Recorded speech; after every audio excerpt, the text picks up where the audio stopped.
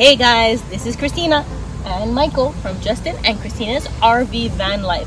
Today we're doing abdominal routine with a Pilates ball to help activate and work those lower fibers of the abdominals to help correct that sway back that a lot of us have.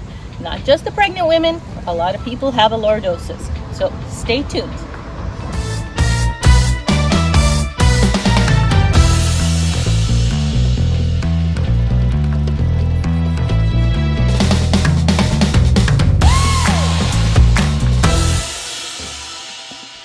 Okay guys, Michael and I would like to remind you that you should always consult your health practitioner before beginning any kind of exercise regime. Let's get started. So the first step is taking this little squishy Pilates ball, and you got to put some air into it. Instead of using the straw that comes with it, which I find very awkward, we have a tendency to use a pen to bring these back to their full size and use them for exercise because of the pointy end, and the structure of the pen is way sturdier. So it ends up taking maximum 15 seconds if you have really bad cardio to really harden the ball and blow it up to its maximum potential. Here, the more air that's in the ball, the harder the exercise is going to be. So I warn you, keep it a little bit smushier if you want it to be easier. And that's it. It's ready for exercise. So this entire session can be done on the floor. First thing you want to do is get the ball underneath our lower back, and we want to be able to do the movement with the ball aligned with the roundness of your bum. Now, the more that it's towards your bum, the easier the exercises are going to be because it's a shorter lever. And the closer it is to your lower back, it's harder. So as you can see, we're doing the warm up first. We're keeping our knees bent and we're activating our belly button to spine in order to activate and work those lower fibers. Second movement, as you can see, are knee circles. Again, we're keeping our knees bent to warm up our lower fibers. Now, of course, with this warm up, we want to do both directions. Now, you're going to feel your hip flexors, your hips doing the movement, but try and really think about contracting your butt, even though we're working our abs and the lower fibers. So now that we're warmed up, we invite you to extend your legs, and the lower you go on this movement, the harder it is. But also remember that this is an exercise where levers come into play. So the straighter your legs are, the harder and more weight you are actually lifting with your abdominals and hip flexors. As you do this, as you bring your feet towards your body, you're thinking about exhaling.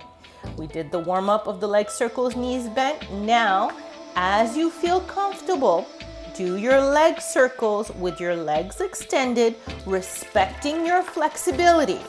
If you can't go as low as I am demonstrating, that is perfectly fine. As long as you feel that your abdominals are working and your lower back is not hurting. The entire point of using the Pilates ball is to actually give people who have a lordosis a straighter back and engage those lower fibers of the abdominal areas.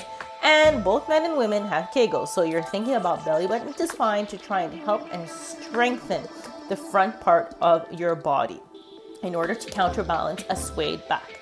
Again, respect your flexibility.